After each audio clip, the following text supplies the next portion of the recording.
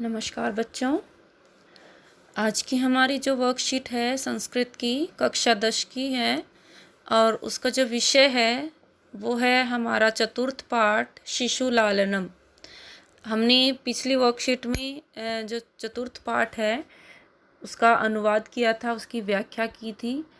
आज हम करेंगे इसका चतुर्थ पाठ का अभ्यास। तो अभ्यास में हम पहला जो प्रश्न है वो करेंगे, एक पदेन उत्तरम लिखत। एक पद में उत्तर लिखो। एक पद का मतलब एक शब्द में उत्तर लिखना है आपको, सिर्फ एक शब्द लिखकर।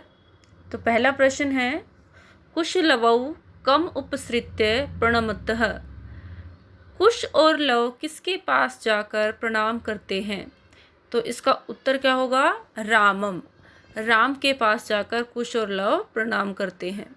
दूसरा प्रश्न है, तपोवनवासिनः कुशस्य मातरम केन नामना आह्वयन्ति। तपोवनवासी जो कुश के माता को किस नाम से आह्वान करते हैं या बुलाते हैं? जो तपोवनवासी होते हैं वो कुश की माँ को किस नाम से पुकारते हैं? देवी। देवी के नाम से बुलाते हैं उसको। उसके बाद है तीसरा प्रश्न, वयो अनुरोधात क लालनीय भवति। वय अनुरोधात, वय होती है हमारी जो आयु होती है वो, या इसके दो मतलब होते हैं वय के, या हमारी आयु भी बोल सकते हैं, या कोई बूढ़ा या वयस्क या बड़ा। ठीक है, तो यहाँ पर जो अर्थ होगा उसका होगा बड़ा। ठीक है, तो बड़ों के अनुरोध से क लालनीय भवति। कौन लालनीय होता है? मतलब जिसके लाड किए जाते हैं, प्यार किया जाता है जिसको, तो वो कौन लालनीय होता है बड़ों को? शिशु जनः, बच्चे। जो शिशु होते हैं, जो बच्चे होते हैं, बड़ों को बहुत ही प्यारे लगते हैं, लालनीय होते हैं। उसके बाद है चौथा प्रश्न है, केन संबंधेन वाल्मीकि ही लव कुशयोः गुरु। किस संबंध से वाल्मीकि लव और कुश के गुरु हैं? तो उपनयनो उपदेशेन, क्योंकि उन्होंने उपनयन संस्कार जो होता है, हमारे संस्कार जो हैं 16 संस्कार माने जाते हैं, उसमें से एक उपनयन संस्कार होता है। तो उन्होंने उपनयन संस्कार जो वो वाल्मीकि ने किया था लव कुश का, तो इसलिए उस संबंध से वो उनके गुरु कहे जाते हैं। उसके बाद है प्रश्न नंबर 5, कुत्र लवकुशयोः पितु नाम न व्यवह्रियते। कहाँ पर कुश और लव के पिता का नाम नहीं लिया जाता? तो कहाँ पर नहीं लिया जाता? तपोवने, तपोवन में। उसके बाद है प्रश्न नंबर 2। प्रश्न नंबर 2 में क्या करना है? अधोलिखिताम प्रश्नानाम उत्तराणि संस्कृत भाषया लिखत। नीचे लिखे गए प्रश्नों के उत्तर संस्कृत भाषा में लिखने हैं हमें। तो आपको पहली लाइन में क्या करना था? वो एक पद में उत्तर देना था पहले प्रश्न में। इसमें क्या करना है? आपको पूरी लाइन लिखकर, पूरी पंक्ति लिखकर आपको उत्तर देना है। तो पहला प्रश्न है, रामाय लवकुशयोः कंठ आश्लेष्य स्पर्शः कीदृशः आसीत्। राम के लिए लव और कुश का जो कंठ आश्लेष था, गले लगना था, वो स्पर्श कैसा था? तो राम के लिए वो स्पर्श कैसा था? हृदयग्राही, बहुत हृदयग्राही था। हृदयग्राही होता है बहुत ही हृदय को खुशी देने वाला। ठीक है, तो उनके लिए वो हृदयग्राही था। तो रामाय लव कुशलवयोः कंठाश्लेषस्य स्पर्शः हृदयग्राही आसीत्। फिर है दूसरा प्रश्न, रामः लवकुशौ कुत्र उपवेशितुं कथयति। राम लव और कुश को कहाँ पर बैठने के लिए कहता है? तो रामः लवकुशौ अंके उपवेशितुं कथयति। अपनी अंक होता है गोदी, अपनी गोदी में बैठने के लिए कहता है। उसके बाद है तीसरा प्रश्न, बाल भावात हिमकरः कुत्र विराजते। बाल भावात, बाल होती है बच्चे, उनके अभाव से हिमकरः, हिमकर होती है बर्फ, कुत्र विराजते, कहाँ पर विराजित होती है? तो बाल भावात बाल भावार्थ मतलब बचपन के कारण, बालकपन के कारण जो हिमकर है, पशुपति मस्तके विराजते। पशुपति, पशुपति किसको बोला जाता है? शिव को। तो उस शिव के या पशुपति के मस्तक पर विराजमान होती है। फिर है चौथा प्रश्न, कुश लवयोः वंशस्य कर्ता कः? कुश और लव का के वंश का कर्ता कौन है? कर्ता मतलब करने वाला, उसके वंश का निर्माण करने वाला कौन है? तो कुशलवयोः वंशस्य कर्ता सहस्रदीधि आसीत्। सहस्रदीधि ये नाम है, तो उनके लव और कुश के वंश का जो कर्ता है, करने वाला है, मतलब जिससे इनके वंश की उत्पत्ति हुई थी, वो कौन था? सहस्रदीधि। उसके बाद है पांचवा प्रश्न, कुशलवयोः मातरं वाल्मीकि केन नाम्ना आह्वयति? कुशलव की माता को वाल्मीकि किस नाम से आह्वान करते हैं या बुलाते हैं? तो इसका उत्तर होगा कुशलवयोः मातरं वाल्मीकि वधू इति नामना आह्वयति। वधू के नाम से वो उनको बुलाते हैं। ठीक है बच्चों। उसके बाद है तीसरा जो प्रश्न है हम करेंगे। तो तीसरा प्रश्न क्या है? रेखांकितेषु पदेषु विभक्तिम तत्कारणम च उदाहरणानुसारम लिख निर्दिशत। आपको क्या करना है? आपको एक लाइन दे रखी है, ये पंक्ति दे रखी है, उसमें ये बताना है कि उसमें क्या विभक्ति है और उस विभक्ति होने का वहाँ पर क्या कारण है। ठीक है, तो हम इसको करेंगे जैसे इन्होंने उदाहरण के माध्यम से समझा रखा है। ये वाला उदाहरण है जो राजन अलम अति दाक्षिण्येन। हे राजन, अति दाक्षिण्येन होता है प्रशंसा बंद करो। अति दाक्षिण्य प्रशंसा, प्रशंसा बंद करो। तो इसमें जो है, जो विभक्ति है अति दाक्षिण्येन, उसमें विभक्ति लगी हुई है तृतीया। ठीक है, और इस तृतीय विभक्ति का कारण क्या है यहाँ लगने का? अलम योगे। यहाँ पर अलम शब्द है, इसीलिए यहाँ पर तीसरी विभक्ति लगी हुई है। उसके बाद है हम करेंगे जो क भाग है, रामः लवकुशौ आसनार्धम उपवेशयति।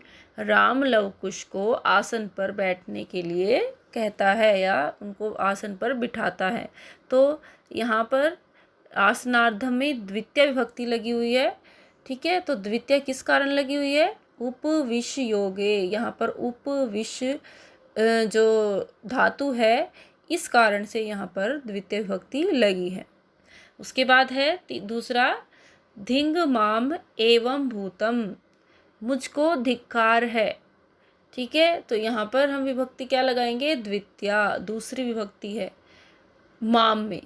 ठीक है, तो माम में दूसरी विभक्ति है, तो किस कारण है दूसरी विभक्ति? धिंग योगे, क्योंकि यहाँ पर धिंग शब्द है।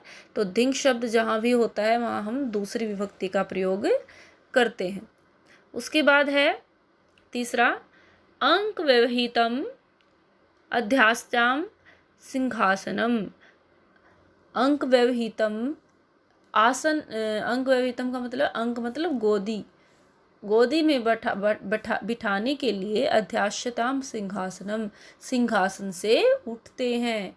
कौन उठते हैं? श्री राम लवकुश को गोदी में बिठाने के लिए उठते हैं। तो यहाँ पर अध्यास्यताम में कौन सी विभक्ति है? नहीं, अंक व्यवहितम में कौन सी विभक्ति है? द्वितीया, दूसरी विभक्ति लगी और सिंहासनम में भी दूसरी है। तो किस कारण से यहाँ पर दूसरी विभक्ति? अधि आस योगे। अधि प्लस आस जो शब्द है या धातु है वहाँ पर होने के कारण यहाँ पर हम दूसरी विभक्ति का प्रयोग करेंगे सिंहासन शब्द में। उसके बाद है अलम अति विस्तरेण। अलम शब्द में, अलम मतलब अति विस्तरेण, प्रशंसा बंद करो। अति विस्तरेण मतलब ज़्यादा विस्तार में मत कहो या अपनी प्रशंसा बंद करो। तो यहाँ पर जो अलम अति विस्तरेण है उसमें तीसरी विभक्ति लगी हुई है, और किस कारण से लगी हुई है? अलम योगे, क्योंकि यहाँ पर अलम शब्द है, इसलिए यहाँ पहले भी आया था ये अलम शब्द, ये वाला। तो अलम शब्द में क्या है? जहाँ भी अलम शब्द होता है तीसरी विभक्ति लगती है। तो यहाँ भी हम कौन सी विभक्ति लगाएंगे? तीसरी। उसके बाद है रामम उपसृत्य प्रणम्य च, राम के पास जाकर और प्रणाम करके। तो यहाँ पर रामम में है, दूसरी विभक्ति लगी हुई है, और किस कारण से लगी है यहाँ पर? उप श्री योगे, क्योंकि यहाँ पर उप उपसर्ग है और श्री धातु है, इसीलिए यहाँ पर दूसरी विभक्ति का प्रयोग हुआ है। ठीक है, उसके बाद हम चौथा क्वेश्चन करेंगे। प्रश्न नंबर 4, जानामि अहम तस्य नामधेयम अस्मिन् वाक्ये कर्तृपदम किम। जानामि अहम, मैं जानता हूँ, तस्य नामधेयम, उसका नाम, इस वाक्य में कर्तृपद क्या है? कर्तृपद मतलब कर्ता। तो कर्ता क्या है? अहम, काम को करने वाला। तो अहम क्या होता है? मैं।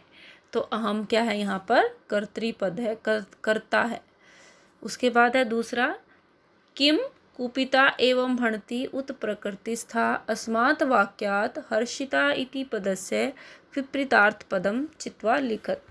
तो किम कुपिता एवं भणति उत प्रकृतिस्था, इसका मतलब है कुपित होकर या क्रोधित करके वो ऐसा कहती है।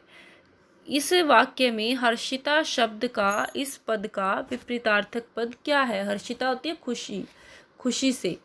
तो और इसका उल्टा क्या होगा? विपरीतार्थक मतलब उल्टा शब्द। तो कुपिता, इसका उत्तर क्या होगा? कुपिता, गुस्से में। ठीक है, उसके बाद है प्रश्न नंबर तीसरा भाग है इसका, विदूषकः उपसृत्य आज्ञापयतु भवान् अत्र भवान् इति पदम कस्मै प्रयुक्तम। विदूषकः उपसृत्य, विदूषक के पास जाकर, आज्ञापयति, जो विदूषक है वो पास जाकर कहता है आज्ञा दीजिए, अत्र भवान इति पदम, यहाँ पर ये जो पद है वो किसके लिए प्रयोग हुआ है? कस्मै प्रयुक्तम, किसके लिए प्रयोग हुआ है? आज्ञाप्यतु।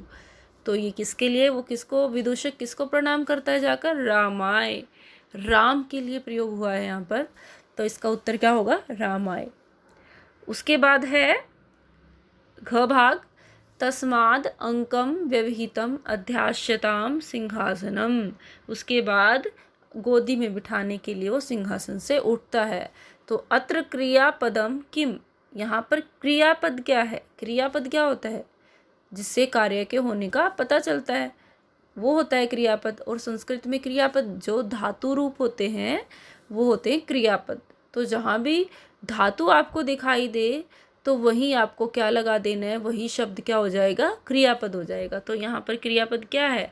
अध्यास्यताम, अधि आस धातु, आस धातु लगी हुई ना इसमें अध्यास्यताम में, तो आस धातु है यहाँ पर, इसलिए ये शब्द क्या हो गया? ये हो गया क्रियापद। ठीक है, उसके बाद है वयसस्तु न किंचिद अनंतरम अत्र आयुषः इति अर्थे किम पदम प्रयुक्तम। वयसः तु, आयु तो, न किंचिद अंतरम, कोई भी नहीं है। आयु जो वयस होता है उसका मीनिंग होता है आयु। ठीक है, तो इसका आयुष्य शब्द का इस पद में क्या, आयुष्य का मतलब भी क्या होता है? आयु होता है। तो आयुष्य का शब्द का कौन सा पद इसी अर्थ का, आयुष शब्द इसी अर्थ, इसी शब्द वाले अर्थ का कौन सा शब्द यहाँ प्रयोग किया गया है? वयसः। ठीक है, तो वयस्य शब्द यहाँ पर प्रयोग, आयुष्य का भी अर्थ आयु होता है और वयस्य का अर्थ भी आयु होता है। तो आयुष्य का क्या शब्द है यहाँ पर? वयसः। ठीक है बच्चों, तो ये जो शब्द है, ये जो अभ्यास है, ये आपको अपनी कॉपी में करना है और इसको याद करना है। धन्यवाद बच्चों।